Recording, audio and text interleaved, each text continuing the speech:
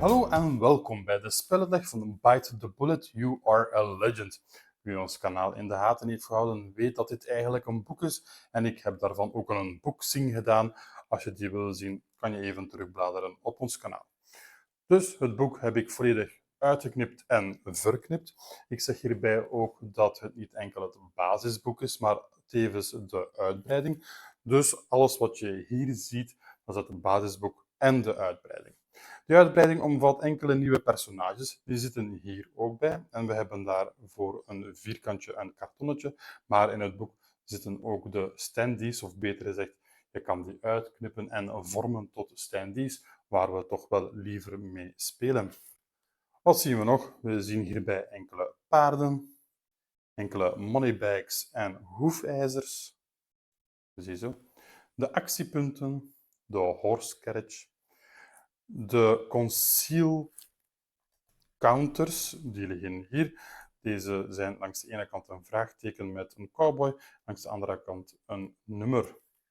We zien hier ook nog de debuffs of buffs van enkele wapens, ambushes, een slot, een sheriff badge en een teken van de bendeleider. Wat zien we hier? Hier zien we de verschillende gear eigenlijk. Dus we zien hier messen, we zien hier een sawed-off shotgun en dergelijke meer. Hier zie ik nog een moneybag en een hoefijzer dat eigenlijk daar terecht hoort. Ook dynamiet en dergelijke meer. Waar moeten we zelf voor zorgen? Dat zijn de dobbelstenen en een soort meetinstrument, ofwel een meetlatje. Ik heb gekozen voor een touwtje om afstanden te meten en om punten met elkaar te verbinden. Ik heb hier 5 dobbelstenen. Op zich is het genoeg om slechts 2 dobbelstenen te hebben, maar met 5 dobbelstenen kunnen we wat meer rollen en gaat het spel iets vlotter, zoals jullie zo dadelijk zullen zien. Ik ga ook het spel uitleggen aan de hand van het eerste scenario, omdat dat toch gemakkelijker is en visueel aanschouwelijker.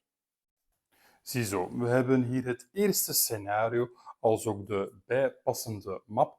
En de eerste vraag die je zelf moet stellen is: ga ik het spel solo vatten, ga ik het coöperatief aanvatten of ga ik PvP, speler tegen speler, aanvatten? Als je het solo speelt, dan heb je met zo één plaatje voldoende. Jij bent dan de blauwe speler en naar gelang de moeilijkheidsgraad die je kiest, heb je 1, 2 of 3 tegenstanders. Je kan er ook voor kiezen om 2 personages te besturen en dan kan je 2, 3, 4 tot 6 tegenstanders hebben.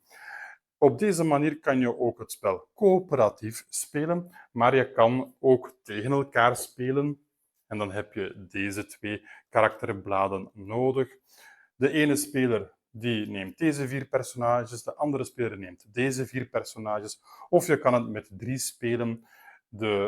Er zullen dan 2 spelers bijvoorbeeld de karakters verdelen tussen hen 2 tegen de ene die de 4 personages heeft. Of je speelt met 4, 2 tegen 2. Je verdeelt dan de personages onderling. Wij hebben ervoor gekozen om tegen elkaar te spelen, dus wij zullen die setup en het spelverloop ook op die manier uiteinden, al zullen we af en toe een kanttekening maken wat je moet doen als je solo of coöperatief speelt. Eerst en vooral zullen de spelers beslissen wie de sheriff wordt en wie de bendeleider. Dit token die wordt dan bijvoorbeeld bij Alex gelegd en dat betekent dat die sheriff eigenlijk hier een extra leven heeft. Aan de andere kant zullen de tegenstanders moeten beslissen wie de bendeleider wordt. Die krijgt dan dit token, die legt het daar dan ook op die plek en die heeft dan eigenlijk ook een extra leven. Er kunnen ook horseshoes of hoefijzers toegekend worden. Je kan bijvoorbeeld kiezen om elk 2 hoefijzers aan je personages te geven. Wat doen die hoefijzers? Wel, die zorgen ervoor dat je alle dobbelstenen herrolt, of die kunnen ervoor zorgen dat een tegenstander alle dobbelstenen herrolt als jij onder vuur genomen wordt. Let wel op, dit zijn steeds alle dobbelstenen, dus alle schoten worden als het ware opnieuw geschoten. Dan is het tijd om onze conceal counters te plaatsen. En je ziet hier bij de setup, bij het scenario, waar je deze allemaal moet plaatsen. Dus deze vraagtekens die moeten eigenlijk op overeenkomstige plaatsen komen. Bijvoorbeeld hier komt er eentje, hier komt er eentje. En dan liggen ze er plots allemaal. Als je solo of coöperatief speelt, dan zullen deze bewegen volgens bepaalde regels. Maar als je tegen elkaar speelt, PvP, dan mag de tegenstander, dus niet de lawmen, maar de bandieten, de boeven eigenlijk, de verschillende nummers op de achterzijde zien. De verschillende nummers op de achterzijde zullen al dan niet corresponderen met een van de personages. Dan is het tijd om onze lawmen al op het veld te zetten, maar hier zijn wel enkele speciale regels. Bijvoorbeeld hier, de sheriff die start met een geladen revolver en geen extra munitie. We mogen geen dobbelsteen werpen voor een carry-on. Dus de sheriff is als het eerst, of wordt als het eerste op de map geplaatst en er wordt 1 dobbelsteen gerold om te bepalen welk wapen er op plaats A zal komen. Plaats A kan je hier zien en dat komt overeen met deze locatie. Dus de sheriff die wordt eerst op het veld gezet. Dus we rollen een dobbelsteen. Zie zo. Die komt op plaats 5. Dus we zien hier de witte 5 en de rode 5. Dus witte getalletjes, rode getalletjes. En we mogen zelf kiezen op welke 5 die geplaatst wordt. Ziezo, Alex staat nu hier op het speelveld en dan rollen we dobbelstenen om de locaties te bepalen van onze andere sheriffs. Dus bijvoorbeeld Fred die komt op locatie 2 te staan, Susan op locatie 4 en ik zal nu eens de rode locatie 4 kiezen, wat hier is. En dan nog Todd, die heeft locatie 3 en ik zal ook rode locatie 3 kiezen. En deze ligt dan ook weer op zijn plek. De sheriff die kreeg enkel een geladen revolver. En dat gaan we op die manier uitbeelden, maar wel bij het juiste personage dan. En er moest gerold worden met een dobbelsteen. Ik zal dus de rode dobbelsteen kiezen. Ziezo, dit is een 6. En dan kijken we even naar het overview. De waarde 6 komt overeen met een sawed-off shotgun en die kwam op plaats A terecht. En die ligt er nu ook. We gaan nu onze hulpsheriffs ook uitrusten met verschillende geweren. En ik ga hiervoor rollen met een witte en een groene dobbelsteen. De witte dobbelsteen die gaat over het main weapon en de groene die gaat over de carry-on. Je kan dat uiteraard zelf beslissen hoe je dat allemaal organiseert, maar dat was voor ons het gemakkelijkste. Dus 6 en 5, dat zoeken we even op hier op het tabelletje. 6 was de sawed-off shotgun en 5 is het mes. En op die manier krijgt Fred zijn materialen. We doen nu hetzelfde voor onze andere 2 deputies. Ziezo, we zijn nu klaar om het spelletje te beginnen in PvP-modus. Als je solo of coöperatief speelt, moet je al deze conceal counters eerst nemen en dan ga je bepalen op een willekeurige manier wie je tegenstanders zijn. Zoals je kan zien op deze personagebladen zie je links onderaan een getal en elk getal stemt overeen met een personage. Dus ik zal 1, 3, 4, 5, 7 en 8 in de hand nemen en dan naar gelang de moeilijkheidsgraad er een aantal uitgooien en dat zullen de tegenstanders zijn waartegen we het zullen opnemen of waartegen ik het alleen opneem. Als we ook kijken naar het scenario, dan zien we dat de NPC's, de non-playable characters of non-player characters, het gemunt hebben op de sheriff. Dus zij zullen altijd naar de sheriff gaan om hem af te knallen. Hier zie je ook nog de competitive setup, nog enkele regels en enkele speciale regels. Bijvoorbeeld in dit geval, als de sheriff op de plaats A stopt, dan mag hij dat wapen opnemen of zijn revolver herladen en dergelijke meer. De victory conditions die staan er ook bij. Je wint coöperatief of solo als je de baas kan arresteren. En je verliest als een van je characters vermoord is of als de baas vermoord is. Als je tegen elkaar speelt, is het eigenlijk vrij simpel. De lawmen moeten de baas arresteren en de outlaws zullen de sheriff moeten doden. Er zijn ook nog enkele speciale regels omtrent het terrein. Dit staat soms vermeld op het scenario, maar in het regelboek is daar een volledige sectie aan gewijd hoe interactief de verschillende omgevingen zijn. Bijvoorbeeld deze tonnen, bijvoorbeeld hier die kar, die hooiwagen en dergelijke meer. En dan zijn we nu klaar om het spelletje te spelen. De eerste fase van 2 fasen is eerst en vooral de conceal counters bewegen.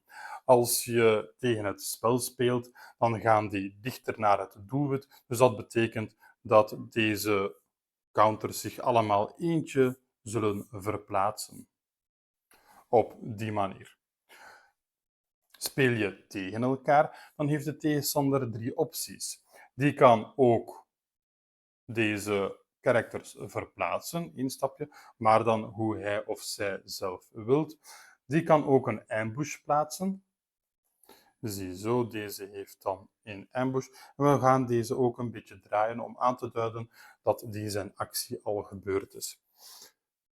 Deze zal bijvoorbeeld naar buiten stappen en deze zal dan in line of sight komen. Line of sight is eigenlijk vrij simpel te bepalen. Je ziet hier de verschillende stipjes in het midden van onze vakjes. En als die in eenzelfde gebied zijn en de 2 punten die kunnen ononderbroken met elkaar verbonden worden, dan zitten ze in line of sight. Dus in dit geval wordt die omgedraaid. Het is nummer 6. Nummer 6 komt overeen hier met Miguel. Dus Miguel die komt nu op het bord te staan in plaats van de counter. En op die manier zal de tegenstander al dan niet de conceal counters bewegen, ze in ambush plaatsen of ze gewoon revealen. Als die bijvoorbeeld beslist van het is beter dat mijn personage op het bord staat en dat het effectief meedoet met het spel, dan ben je soms beter om te zijn, het is dat personage, en dan kan die ook acties ondernemen, waaronder ook schieten, wat wel vrij belangrijk is in dit spelletje. Wanneer de tegenstander klaar is of wanneer je in een solo of coöperatief spel alle counter tokens hebt bewogen, dan is het tijd om over te gaan naar de actiefase. Ik wil hierbij ook even wijzen dat dit tokentje ook in line of sight staat. Dit is nummer 1. Nummer 1 is geen personage van de tegenstander, dus we nemen dit gewoon van het bord. En dan is het tijd voor de activatie van de personages. Je ziet links onderaan een getal en dat is eigenlijk hun initiative. De tegenstander die heeft ondertussen ook Miguel op het bord gezet, dus die komt op nummertje 6, dus 1, 3, 5, 6. 6 komt achter 5, dus na Susan zal het de beurt zijn aan Miguel. Maar eerst is het aan Fred en we gaan bepalen hoeveel actiepunten die krijgt. Ik doe dit persoonlijk graag met een rode dobbelsteen. Ik rol 4. Dan gaan we hier kijken in het tabelletje. 2 tot 4 betekent 3 actiepunten. En dan nemen we ook effectief die punten en die plaatsen we hier bij Fred. Die actiepunten, wat we daar allemaal mee kunnen doen, die staan hier mooi vermeld in een tabelletje. Eerst en vooral 1 actiepunt om 1 ruimte te bewegen. Ziezo. Je kan richten met een actiepunt. Richten zorgt ervoor dat je sweatwaarde min 2 wordt. Wat die sweatwaarde is, dat zal ik zo dadelijk vertellen, want een van de acties is ook effectief schieten. Onze Fred die heeft wel pech, want de range van zijn wapen is 2. Hij heeft wel een modifier op dat wapen, min 1 sweat. En als hij raakt, heeft hij ook 2 wondes. We leggen ook deze token bij Fred, want hij heeft een sawed-off shotgun. Hij heeft altijd een sweat min 1. Dat token dient eigenlijk meer als een soort reminder om te zeggen van, ja, je moet bij die waarde min 1 aftrekken. Wat is nog een actie? Herladen. Je kan 1, 2 of 3 actiepunten gebruiken om respectievelijk 1, 3 of 5 kogels te herladen. Het kan ook zijn dat je bij een worp, want als je 2 of 3 gooit bij het schieten, dat je wapen jamt. Om dat te unjammen heb je ook een actiepunt nodig. Je kan er ook voor kiezen om de inhoud van je rugzak te wisselen met je actieve wapen, dat kost ook een actiepunt. Je kan door een venster kruipen, zoals Susan hier kan doen. Dat kost je 2 actiepunten. Je kan de whisky uitdrinken, kost je ook 2 actiepunten. Zorg ervoor dat je een leven terugkrijgt. Je kan dynamiet gooien, is 2 actiepunten. Je kan bijvoorbeeld hiernaast staan en dan close combat doen. Dat kost je ook 2 actiepunten, maar in Fred zijn geval heb ik een mes dat 2 wondes zou toedienen. Of je kan je ook in ambush plaatsen, net zoals hier. Zet je hem in ambush, ziezo, en dat kost ook 2 actiepunten. Dat zijn de verschillende acties die je kan doen als personage. Fred die moet veel dichter komen om die personages te kunnen afknallen. Dus hij zal dat ook effectief doen. 1, 2, 3. Ziezo, de beurt van Fred die is nu beëindigd. Er is nergens een nummer 2 te bespeuren, dus het is de beurt aan onze sheriff Alex. Ik ga eens rollen. Ik gooi 1. Voor hem betekent dat hij 2 actiepunten heeft. Ziezo. Laten we even veronderstellen dat Alex, onze sheriff, zich hier bevond en hij heeft die 2 actiepunten, dan zal hij uiteraard op Miguel schieten. Een revolver die kan een afstand van 4 overbruggen en je kan met een revolver ook 2 maal schieten. De waarde 4, afstand 4, die wordt geteld zowel orthogonaal en niet diagonaal, dus 1, 2, 3. Miguel staat nu op een afstand van 3. Dan gaan we de SWET-waarde berekenen. SWET heeft hij standaard 4.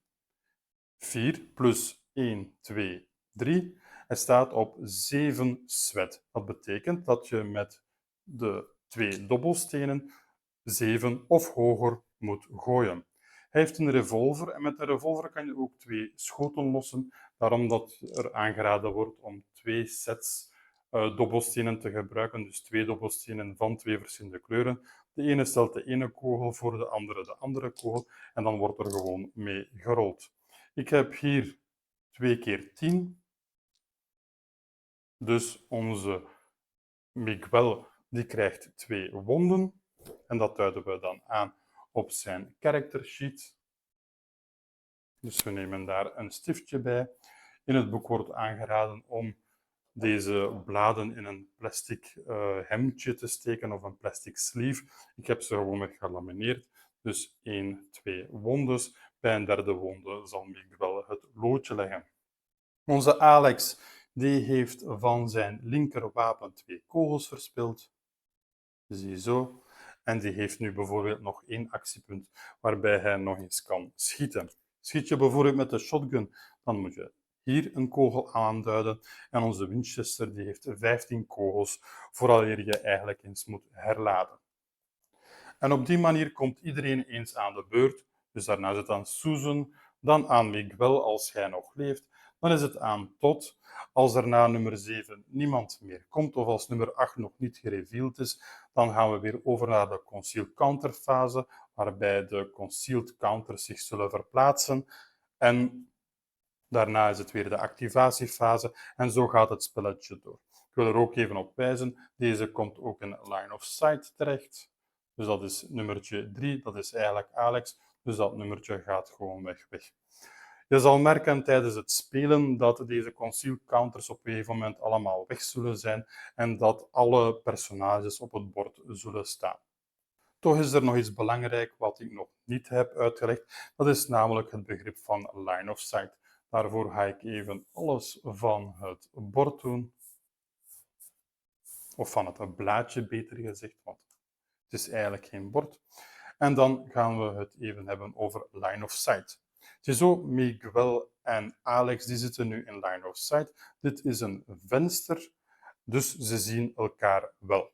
Als bijvoorbeeld Alex naar binnen schiet, dan heeft hij een SWET-waarde die hij hier heeft staan, plus 1, 2, 3, 4, 5. Elk vakje hier binnen telt eigenlijk dubbel. Als je elkaar zou afknallen door een venster, dan kan dit enkel in één rechte lijn. Stel je voor dat Miguel op Fred zou willen schieten en hij zet hem eentje dichter, dan moet hij maar 1, 2 overbruggen en zijn line of sight die zal bijvoorbeeld ook naar hier gaan. Dus die gaat rechtdoor en dan in 2 kolommen verder, behalve de aangrenzende diagonalen. Want als je die met elkaar zou verbinden, dan ga je merken dat deze hoek erin zit. Maar als je deze twee met elkaar zou verbinden, en dat kunnen we gemakkelijk doen als we een touwtje of een meetlat hebben, dan zie je dat die verbonden zijn en dat er wel line of sight is. Denk er ook steeds aan als je het spelletje speelt, dat je deze tonnen of de karren of zelfs de tralies een bepaalde bescherming kunnen bieden. Ook belangrijk zijn de deuren die je hier ziet. Als ik hier sta, als Miguel daar staat, dan is de deur dicht. Als hij erbij staat, dan mag je de deur als open beschouwen en Miguel zal daar dan ook doorschieten. En zo gaat het spel verder tot wanneer een van de twee partijen de victory conditions heeft behaald en ook het spelletje wint. Ziezo, dit was grotendeels de speluitleg voor Bite the Bullet. Meer uitleg over de verschillende wapens en de verschillende omgevingen kan je terugvinden in het regelboek. Als ook onze geschreven review is iets uitgebreider, maar ik had toch nog graag getoond wat je kan vinden bij de uitbreiding. Dus hier zien we nog de verschillende scenario's, outlaws en dergelijke meer. Ik wil er ook nog bij vertellen dat er ook een campagneblaadje bij zit, waardoor je effectief een campagne kan spelen doorheen de verschillende scenario's. Ik denk dat er 4 zijn voor de lawmen en 4 voor de outlaws. Hier zie je al extra scenario's en dat kan je vinden in de uitbreiding. Dus je vindt hier zowel nieuwe scenario's als nieuwe mappen, als nieuwe personages. Dus ook solo, co-op en PvP of tegen elkaar. En daarnaast vind je ook nog een vergroting van de originele mappen. Dus dit is bijvoorbeeld scenario 2. Dit is 2a, 2b. Je moet ze dan zo mooi aan elkaar leggen. En dan kan je eigenlijk op een groot bord, eventueel met minis die je kan vinden of downloaden, proxies en dergelijke meer gebruiken om dit spel te spelen. Je moet er wel bij vermelden dat deze kantjes nog moeten afgedaan worden, want je moet de mappen of de mapdelen beter gezegd tegen elkaar kunnen plaatsen om line of sight te bepalen of om de afstand te kunnen bepalen. Dus hier zijn we al bij de nieuwe scenario's. En dit is dan het einde. De auteur van het spel die is ook nog altijd bezig om nieuwe scenario's te ontwikkelen of om nieuwe modi te ontwikkelen. Hij zet die dan ook op Board Game Geek. En er zijn ook bepaalde blaadjes die je al kan downloaden en afdrukken als je nog meer van deze tokens moet maken of wil maken. Dan kan je daar steeds op kijken. Ziezo, dit was onze speluitleg voor Bite the Bullet, You Are a Legend. Als je deze soort content graag ziet, vergeet dan niet om deze video een likeje te geven of om je te abonneren op ons kanaal. Bedankt om te kijken.